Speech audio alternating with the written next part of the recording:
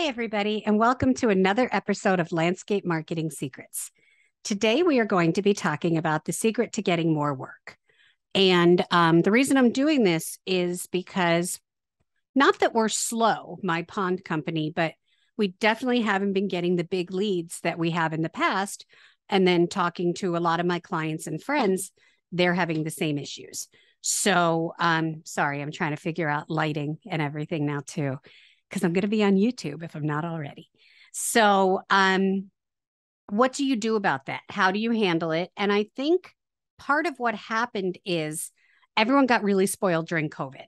And with COVID, people were home. They weren't going out as much and they weren't going on vacation.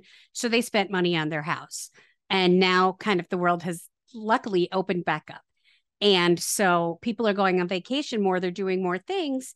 And the huge budgets that we have seen in the past for pond work and landscaping aren't what they were in the past. And like I said, I have friends that are really slow, and luckily we're not. And I'm going to tell you why. So basically, I'm just going to go through some ideas of some things we've been doing to help us grow. Like we're almost 100,000 ahead. No, more than that from where we were last year. So that's really good considering we have no big jobs. Like the biggest we have this year is maybe 20,000. And last year we did $50,000 jobs and $100,000 jobs, but also a lot of small stuff. So we're not super worried about it. And we have been changing what we've been doing because we saw this coming. We kind of forecasted what was going to happen and we started doing a lot more maintenance work. But the first thing I'm going to tell you, one way we get more work, and this is the God's honest truth, someone answers the phone every time it rings. And we have both an answering service and an office manager. And at first, the office manager's like, why do you need an answering service? I'm like, you'll see. Because if she just answered the phone, she'd be on the phone all day. And she's got other stuff to do. And the answering service is awesome because they actually type our stuff right into Less Annoying CRM for us. And I think they do it for a friend of mine in his called Active Campaign. So they might do it in Jobber too. And if anyone wants to know, I'll be happy to share my answering service. They're a franchise and they have a script. So they answer as my company, they answer as Aqua Reali. And they take messages, they put it in, and they schedule. So that's really awesome. We have a link on our website to schedule calls, and the answering service literally goes to the link and schedules them for us. And the reason that's so important is because, and this happened to me last week, people call till they find an answer.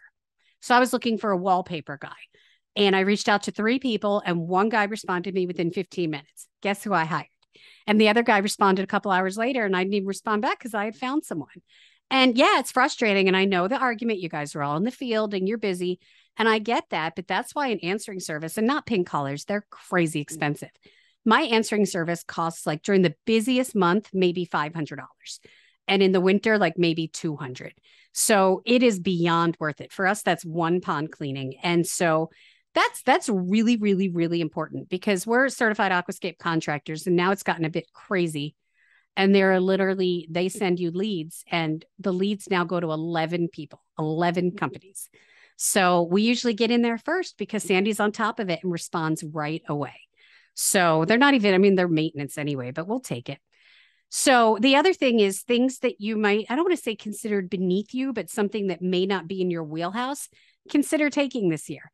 Don't kind of pigeonhole yourself into one thing. That doesn't mean, go do flagstone if you've never done flagstone before. That's just silly. But if you have skill set, so the way we're dealing with it is we used to do a lot of stormwater management, and we've been so busy in the past couple of years that we haven't really actively pursued it.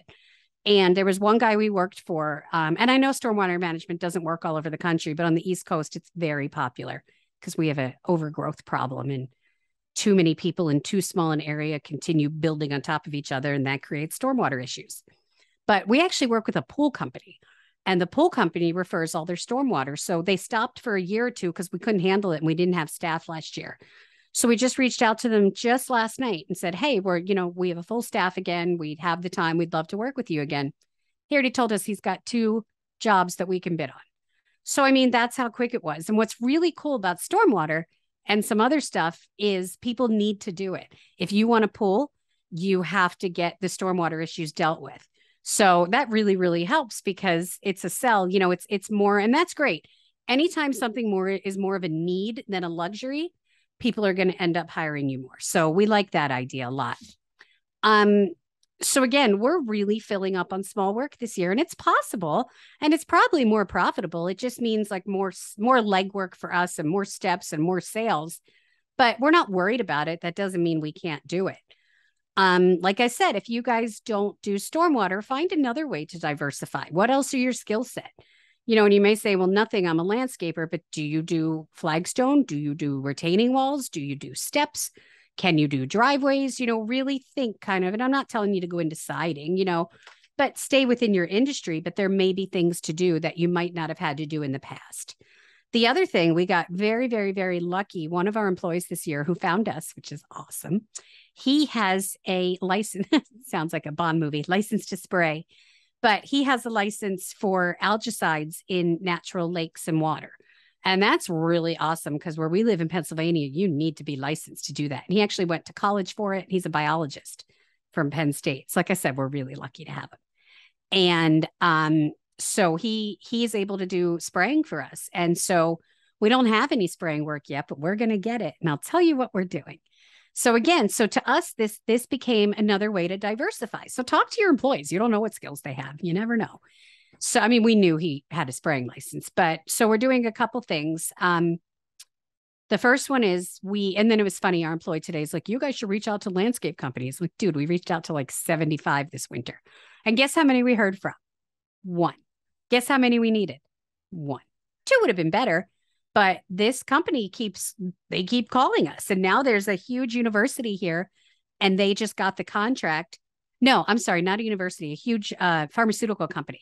And they got the contract to do their properties and they're looking to us to maintain all their corporate ponds, which is awesome. So, don't get discouraged. Sure, we were a little discouraged to reach out to 75 of them and 1 responded. But again, hey.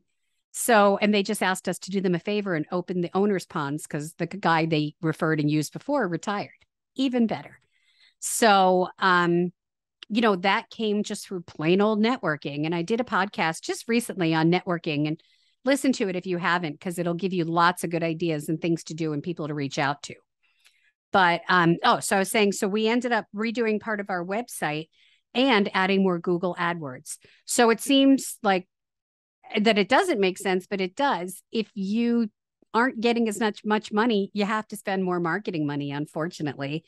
And email marketing is working great for us, as it always does. That really helps build our maintenance and keeps people reminding them of who we are. And then also, our contracts went out for our maintenance work and we upped our Google budget. So now we're doing $2,500 a month, which is a lot, but it's worth it. Again, you just need a couple sales. And we changed some of our keywords and we added stormwater management and we added herbicide and lake spraying. So those are the things that we're doing to try to get ourselves ahead. I'm also rewriting part of the website in just a few pages, but we're adding some stuff. We do have a stormwater page, but what my web guy did is he went back and looked at the exact keywords we should be using, like literally the exact words people are searching for. And now it's my job to write stuff with all these exact words in without sounding like I'm trying to write like stormwater management is great because stormwater management can help you with stormwater management, And sure, could I use Chat GPT? I could, but it probably won't do that great a job with this. So I'll end up doing it myself. As last week's podcast, a couple weeks ago was about Chat GPT. Say that quick. But, and I love it, but, I wouldn't use it for writing my website personally. But I am going to, and then I'm going to, like I said, add the page about the algicide. And what's really good is sometimes we only think of Google AdWords and paid. There's SEO and SEM. And SEM is search engine marketing. I think of it like money. So that is your Google AdWords or whatever they're called now. But that's stuff you pay for. And then SEO, search engine optimization, that's what people do to your website to get more organic searches. And by organic, that means people are just Googling and you come up. So I'll tell you, I've written some blogs in the past that literally come up as the front page of searches, which is weird. You don't think of that, but blogs, if you don't blog, do it. And if you don't do it, call me, I'll do it for you. I do blogs. That's my shameless pitch of the day. But blogs are great because even if, a lot of people aren't reading them, which you might argue nobody reads, which they do. But they're also really, really good SEO, which means they'll help get you. Now, there's no longer a front page on Google. It just keeps going down, but you still want to be as high up as you can be. So that's one way to do it. We also, some things we're thinking about changing around, and I know other companies doing this too. We are turning, we're going to move our construction crew over to maintenance when we need to. And not all the time, but we have so many pond maintenance jobs, so many that, and people don't want to wait till July to open their pond. And I get it. So if we slow up at all, or we have a couple extra days, like this week, we actually sent all the crews out. So we had 1, 2, 3 crews doing maintenance instead of our normal 2. And that just, hey, it's money coming in, and maintenance is a huge profit margin for us, more than other things. So, if you have 2 divisions and you mow lawns and you build, you don't have that much building. I don't know if the builders would want to go to the lawn side, but shoot, they'll do, right? You do what you have to do for a job. So even if you've talked to referral sources in the past, reach back out. So those 75 people I was mentioning, we are actually going to reach out to them all again, because in the winter, we just said something about water features, but now we're going to change it and make it very specific and say, do your clients have water features you can't manage? And that's literally going to be the subject, because that tells you what it is. And again, do I reach out to them before? Yes. Did they respond to me? No. Am I going to give up? No. And that's what's important, is you can't give up this stuff. You have to keep trying and seeing what works for you. So, and if it doesn't work, try again. And then, like I would really say, like I said, network, because these are the sort of things, it's called affinity marketing, which means you're kind of piggybacking on the reputation of another company. So we have another company that we worked with, my gosh, for like 5 or 6 years. And this was through a cold call or cold letter too, like 6 years ago. And it took them years. First, they gave us all their maintenance, which was awesome. And their secretary used to give it to us. So we treated her like gold. I would send her flowers for Secretary's Day.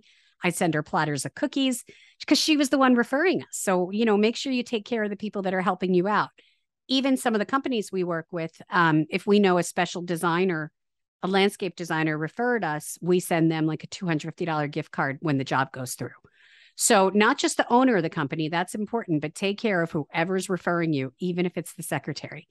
So just, little things to remember. And so, sure, we reached out to 75 of them and didn't hear from them, but we're going to try again. Who cares? We reached out to, like I said, this guy who does stormwater management. And then it was funny because today we literally got a lead from that company that only gave us maintenance. And then last year was the first time they felt confident enough to give us pond builds. And now they're referring their pond builds to us. So everything grows. And I was talking about, sorry, I'm all over the place, affinity marketing. So my point is, I don't want to mention this company by name because they're our thing, but they have this amazing reputation in the Philadelphia area, like super, super well. They send these books out that are like huge and so expensive. So their reputation is gold. And what they recommend is gold.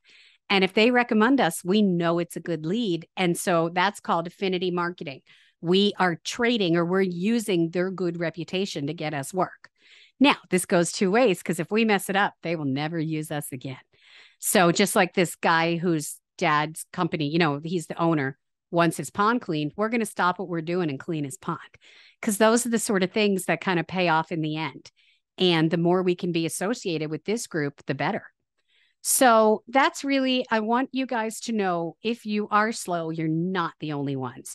If you're not, even like some of the biggest pond companies I know aren't getting the big leads this year. And like I said, that doesn't mean you can't make more money. It just means you just have to change up what you do, work a little harder, network more, and maybe diversify what you're doing. So hopefully this helped. Let me know. As always, no, don't call me. You can text me or email me. I don't answer the phone much, but you can text me at 215-805-8257. And I'd love to hear from you guys. I'll share my answering service info and whatever else you need to know. And thank you so much for listening. And I'll talk to you and see you all next week. Bye-bye.